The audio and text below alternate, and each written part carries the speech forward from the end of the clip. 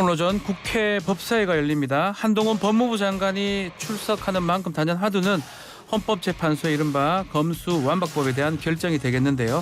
이미 민주당에서는 한동훈 장관의 자진 사퇴를 넘어서 탄핵까지 거론이 되고 있습니다.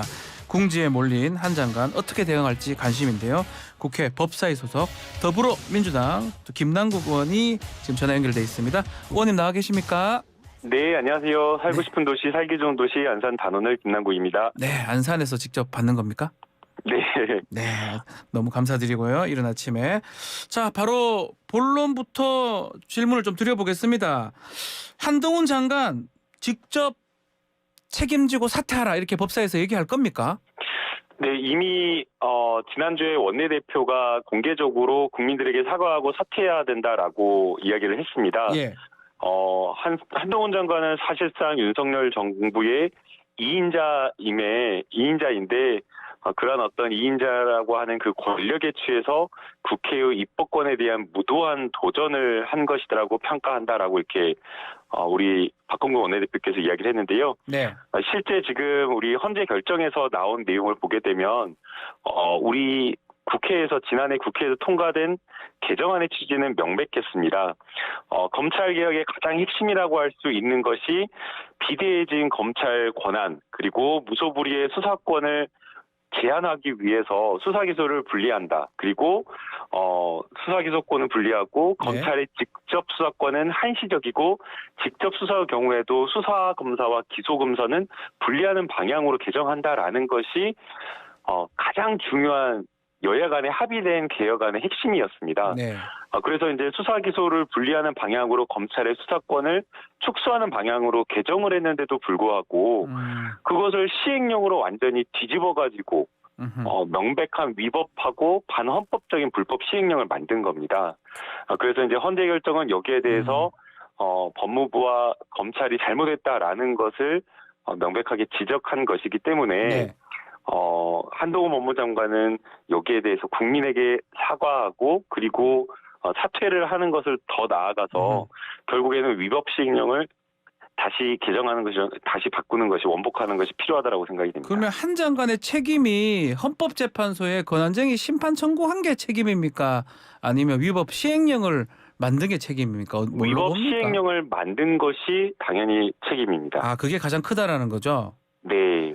자, 헌재 결정에 대해서 한동훈 장관이 대단히 유감이다 이런 입장을 내긴 했는데 아마 또 탄핵을 민주당이 입버릇처럼 얘기한다라고 하면서 탄핵 발의되면 당당히 응할 것이다 이렇게 얘기도 했거든요. 오늘 법사위에서도 비슷한 입장을 낼 것 같기도 하고요. 어떻게 보십니까? 탄핵으로 나가는 것은 저는 말도 안 된다고 생각이 되는 게요. 이미 헌재 결정으로 탄핵한 것이나 마찬가지입니다. 탄핵된 거나 마찬가지라 이 말씀입니까? 네, 맞습니다. 왜냐하면 저희가 기본적으로 헌법이나 법률 위반이 있는 경우에 탄핵 사유가 된다라고 하고 있는데요. 네. 지금 윤석열 정부를 비롯해서 한동훈 법무부 장관 법치와 상식을 이야기를 하지만 사실상 법치주의를 완전히 형해화하고 있습니다. 이번에 검찰개혁 법안도 그냥 단순하게 민주당이 일방적으로 밀어붙인 것이 아니라 합의안을 양당 원내대표와 국회의장까지 함께 들어가서 합의안을 만들고 3명이 같이 함께 사인을 했습니다. 예. 그리고 그 합의안을 그냥 단순하게 양당 원내대표와 국회의장이 합의해서 한 것이 아니고 추인까지 했었고요. 추인까지 해서 그 수정한 문구를 만들었고 그런데 그것을 한동훈 법무부 장관과 윤석열 대통령 등등이 이렇게 뒤집어가지고 결국엔 뒤집어서 다시 법사위원장까지 들어가서 민주당이 양보해서 다시 수정안을 그렇게 만든 겁니다. 예. 그렇게까지 만든 그런 그 검찰 개혁 법안을 네. 그야말로 입법 취지라든가 입법 목적은 명백하게 들어가 있는데 그것을 그야말로 시행령 위법한 시행령으로 완전히 바꿔버렸기 때문에 네. 이런 어떤 법률 위반, 헌법 위반에 대해서는 당연히 법무부 장관이 책임지는 것을 맞고 이미 헌재에서 그리고 너무나 입법 취지를 명확히 했는데도 불구하고 고의로 의도적으로 검찰의 밥그릇과 수사권을 지키겠다라고 하면서 시행령으로 이렇게 꼼수 시행령으로 이렇게 만든 것이기 때문에 네. 여기에 대해서는 탄핵 사유가 되고 이미 거기에 대해 책임을 지고 사퇴하는 게 맞다라고 생각이 됩니다. 자, 사퇴를 그리고, 말씀하셨는데 예. 예, 더 나아가서 네. 이 정부의 여러 가지 정무적인 어떤 정치적 책임을 지는 것에 대한 태도를 좀 지적할 필요가 있다고 생각이 됩니다. 법무부 장관의 태도 말씀하신 거 법무부 장관을 예. 포함해서 정부의 이 태도요. 정부의 인사들이 예. 무슨 잘못을 하고도 하나도 책임지는 사람이 없습니다. 이태원 참사도 역시나 마찬가지로 소위 말해서 저희 정부가 아니다고 하더라도 네. 그냥 군대도 그렇잖아요. 말단 그냥 부대에 이등병이 사고를 치더라도 지휘 책임을 지고 사단장이 다 그걸 몰랐다고 하더라도 모를 수밖에 없었던 상황이라고 하더라도 거기에 대해서 지휘 책임을 지고 다 물러나는데 네. 그리고 일선 사기업도 마찬가지입니다. 뭐 실적이 안 나오거나 영업이 안 나온다라고 하면 이사나 전무 그 책임자들이 다 거기에 대해서 책임을 지고 물러나는데 이태원 참사 그렇게 정말 너무나 말도 안 되는 그런 어떤 일이 있었는데도 불구하고 장관을 비롯해서 경찰청장, 용산구청장까지 아무도 책임지는 사람이 없고 네. 또 정순신 낙마 때도 역시나 마찬가지였습니다. 네. 인사와 관련되어서 너무나도 손쉽게 확인될 수 있는 게 발견됐는데도 불구하고 아무도 책임지지 않는 이런 태도는 정말 윤석열 정권의 오만하고 네. 그리고 독선적인 어떤 그런 국정 운영을 보여주는 거라고 생각이 됩니다. 자, 그럼에도 이번 헌재 판단 중에 민영배 의원 위장 탈당한 부분 이것은 절차적 하자가 있다라고 지금 인정이 됐습니다. 그래서 또 여당 입장에서는 술 마셨는데 음주운전 아니라는 거냐라고 비판을 하고 있고요. 이런 부분은 어떻게 보십니까? 네, 그 김기현 원내대표가 굉장히 좀 반발을 하면서 강하게 좀 비판을 하고 있는 것으로 생각이 됩니다. 예. 헌재 결정에 대해서 뭔가 아쉽다. 그러면서 이제 논리적으로 뭐가 문제다라고 하면서 그런 어떤 근거 있는 논리적 비판은 저는 충분히 가능하다라고 생각이 듭니다. 네. 그러나 최종적 헌법 해석 권한을 부여받은 기관에서 헌법재판소의 결정을 그리고 그런 것들이 어떤 정치적이나 이런 것들과 상관없이 독립적 결정을 내린 것인데 막무가내로 부정하면서 막 공격하는 것이 과연 민주적 공당의 대표로서 할 수 있는 것인지 저는 매우 부적절하다라고 생각이 그 됩니다. 김기현 대표가 얘기한 것 중에 성향 얘기를 했거든요. 재판관들 성향. 민변이나 우리법연구회, 국제인권법연구회 이분들 우리가 뭐 이렇게 민우국 카르텔의 반헌법 궤변이다 이렇게 표현했더라고요. 그 부분 어떻게 보십니까? 5대4가 된 거는 또 그거 연관성이 있는 것 같기도 하고요. 더 부적절하지 않은 판단이라고 생각이 더 되는데요. 부적절하다. 예, 판사나 다 정치적 성향이 있을 거라고 생각이 됩니다. 네. 그러나 그분들이 결국 헌법재판관이라고 하는 것은 그런 어떤 정치적 성향에도 불구하고 전문성을 가지고 올바른 헌법과 법률에 따른 판단을 할 것이다라는 저희의 믿음과 존중이 있는 것이라고 생각이 됩니다. 그런데 자신들의 어떤 주장이나 자신들에게 유리하지 않게 판단을 했다라고 해가지고 재판관 개개인의 신상 정보에 기초해가지고 거기다가 색깔론까지 이렇게 더 씌워가지고 공격을 한다라고 하는 것은 사법부의 어떤 정치적 중립과 독립을 정치권 스스로가 막 이렇게 훼손하고 공격하는 거라고 생각이 돼서 네. 민주적 공당의 바람직한 모습은 아니라고 생각이 됩니다. 자, 그러면 더 나아가서 한 가지 더 지적하고 싶은 것은 네네. 이런 어떤 법원 판결에 대해서 너무 이렇게 과잉해서 정치적 공격을 하니까 결국에는 이 판결에 너무나 이렇게 어떻게 보면 KO 판정패 당한 거 아니냐. 네. 뭔가 이렇게 너무 불리하게 된 것, 정치적으로 불리하게 돼서 저렇게 반응하는 것 아니냐라는 그런 또 비판이 역으로 가능한 겁니다. 박용진 의원은 그래도 그 절차적 하자 부분은 우리도 사과해야 된다 이렇게 얘기하던데요. 그 부분은 동의를 하시는 겁니까? 네, 저도 스스로 저희가 돌아볼 필요가 있다고 생각이 됩니다. 네. 물론 이번 법원 판결에 아쉬운 점은 있다라고 생각이 돼요. 예. 왜냐하면 과연 이 법사위에서의 일부 국회의원들의 표결권과 심의권을 침해했는지 여부를 실질적으로 좀 검토해 볼 필요가 있다고 생각이 되는데요. 네. 쭉 일련의 과정을 보게 되면 이 개정안이 그냥 나온 것이 아니고 당시에 양당의 원내대표를 포함해서 국회의장까지 참여한 협의체를 만들어가지고 합의하고 또 그리고 양당의 의총을 열어가지고 추인하고 또 근데 그거를 뒤집었는데도 불구하고 민주당이 양보해서 그 문구까지 하나하나 세세하게 만들어가지고 네. 합의된 개정안을 만들었는데 실제 국민의힘은 그런 어떤 합의된 개정안을 스스로가 포기하고 그리고 저희는 그 과정이나 이런 것들을 보면 실질적인 어떤 토론이나 이런 참여권을 보장을 했는데도 불구하고 오히려 국민의힘이 회의를 막무가내로 방해하고 국민의힘의 법사위 의원들뿐만 아니라 많은 의원님들이 법사위 위원장에 들어와서 막 소리 지르고 심지어는 법사위 위원장석을 점거하면서까지 네. 회의를 방해했었거든요. 그러면은 그런 어떤 회의장에 토론 과정이나 이런 것들이 의사 과정들이 다 공개적으로 이렇게 녹화되고 이렇게 영상을 보면 의사 절차나 진행에 다 협조를 했는데도 불구하고 오히려 토론에 참여해야 될 침해됐다라고 주장하는 의원들이 네. 회의를 방해해서 그런 어떤 권리가 침해된 것인데 그런 어떤 일련의 과정을 보지 않고 형식적으로 좀 판단한 것은 아닌가라는 점에서 아쉽다라고 생각이 듭니다. 자, 오늘 이제 한동훈 장관 법사위 나올 겁니다. 아마 오늘 법사위에서 한동훈 장관한테 많이 묻는 것 중에 시행령 얘기를 할 것 같아요. 이른바 검수원박 원복 시행령.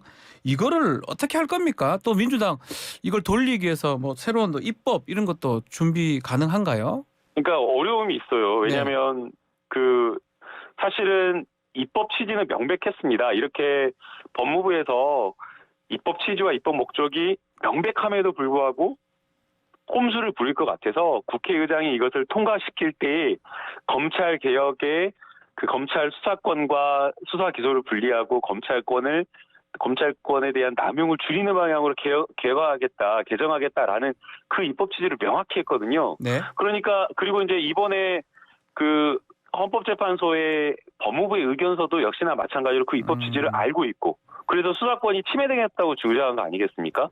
그리고 헌법재판소의 이번 결정문에도 다 그런 내용이 포함되어 있기 때문에 이것을 저희가 다시 입법할 필요성이 사실 없거든요. 네. 그런데 만약 그 법무부에서 이런 어떤 위법한 시행령을 다시 바꾸지 않는다라고 한다면 네.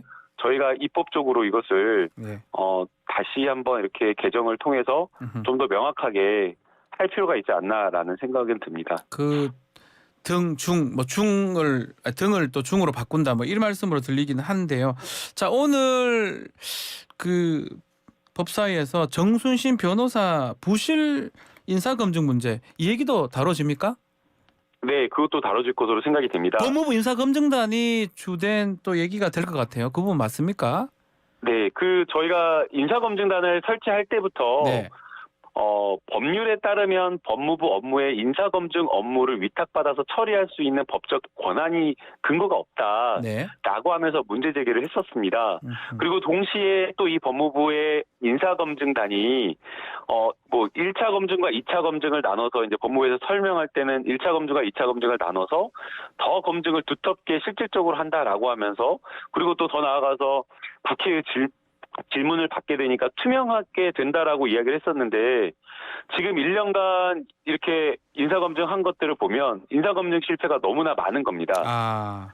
예, 부실한 검증 국민의 지탄 받을 때마다 책임지는 사람 한 명도 없었죠. 네. 그리고 저희 의원실에서 법무부의 인사검증 어떻게 하는지 인사정보관리단의 업무 편람과 검증 대상의 범위 이런 것들 공개 요구를 해도 아무것도 공개를 하지 않고 있습니다. 공개를 하고 있지 않습니까? 네, 그러니까 투명성이 강화된 것이 아니라 오히려 밀실 검증하는 것이고 네. 그리고 또 인사 검증하는 사람들 다 보면은 윤석열 대통령하고 같이 고시 공부했던 사람들 선후배 아니면 특수부 라인에 있었던 자기 라인에 있었던 동생들 이런 사람들 다 검사들 밥그릇 챙겨준다 이런 비판 받고 있는 거거든요. 네. 그러니까 사람들을 아예 그냥 내정해놓고 자기 사람이니까 그냥 형식적으로 그냥 검증을 하다 보니까 이런 문제가 생기는 건 아니냐. 앞으로 헌법재판관 성향 얘기했었는데 이 헌법재판관 인사검증도 법무부 인사검증단에서 하는 거 아닙니까? 아니 그러니까 그것도 제대로 설명을 안 하는 겁니다. 아니 적어도 인사검증을 누가 하는지 어떻게 하는지는 알아야 되는데 그 설명을 제대로 안 하는 겁니다. 그래서 법무부에서 나와가지고 한동훈 법무부 장관 이야기를 하는 거 물어보면 한다는 건지 안 한다는 건지 정확하게 설명을 안 하는 겁니다. 그래서 재판관에 대한 대법관이나 헌법재판관이나 이런 후보자에 대한 인사검증도 네. 마치 대통령실이 의뢰를 하면 할 수 있다는 것처럼 또 이야기를 하고 있는데 네. 또 다음에 나와서 그게 논란이 되니까 안 하는 것 같다라는 식으로 또 이야기를 하고 같다 그래서 이런 식으로. 예. 예, 그러니까 도대체 인사검증을 제대로 하는지 안 하는지 인사검증의 대상과 그 범위를 명확히 해라, 명확히 해달라. 그 자료를 공개를 요구를 해도 네. 공개하면은 부작용이 예상된다라고 제출을 하지 않고 있는 겁니다. 예. 그런데 지금 근데 저희가 상식적으로 말이 안 되는 게 인사검증이 다 끝난 사람이나 인사검증의 대상이 되는지 이거 공개하는 게 뭐가 문제가 된다는 건지 이해할 수가 없고요. 결국에 이걸 공개하지 않는다라고 하는 것은 어느 곳에서도 아무 책임을 인상 실패에 대한 아무 책임을 지지 않는다는 것과 똑같은 말입니다. 알겠습니다. 당 상황도 좀 짧게 질문 한번 드려보겠습니다. 지금 임선숙 최고위원 사의를 표명했는데 후임자로 송갑석 의원이 지금 언급이 되고 있습니다. 어떻습니까? 송갑석 의원 또 비명계 의원이기도 하고 전남 지역의 또 지방 의원들은 반대하는 것 같기도 하고요. 제가 저도 인적 쇄신의 대상자가 지금 되어서 지금 올라와 있는 상황이어서. 김남국 의원도 쇄신 대상자입니까? 네, 예. 아무래도 이제 비명계 의원님들 쪽에서 말씀하시는 게 친명의 색깔을 빼달라라는 그런 어떤 요구가 많았던 것으로 보입니다. 네. 그래서 지명직 최고 의원들은 우리 당원과 국민에 의해서 선출된 선출직이기 때문에 그분들을 교체하거나 이렇게 바꿀 수는 없는 그런 상황이고요. 네. 결국에 이제 가깝다라고 알려져 있는 사람들이 자리를 비워줘서 지도부를 새롭게 꾸미고 또 당대표가 이렇게 쇄신할 수 있는 그런 공간과 여지를 만들어주는 게 또 역할이지 않나 생각이 듭니다. 맡고 있는 당직이 있습니까? 미래사무부총장을 하고 있고요. 그 자리를 내려놓는 겁니까 그러면? 제가 내려놓는 거 아니고 인사권자께서 이렇게 판단을 하는 것이기 때문에 당대표가요? 저는 거기에 대해서 뭐 특별하게 드릴 말씀이 없고요. 역시나 마찬가지로 지명직 최고위원과 관련되어서도 거기에 대해서 누가 좋다, 누가 나쁘다 뭐 이렇게 말할 수도 없고요. 결국에는 가장 중요한 건 지도부가 의사결정을 할 때에 막 분열이라든가 그 지도부 안에서의 싸움이 발생하면 안 된다라고 생각이 듭니다. 대표 결정에 따를 것이다.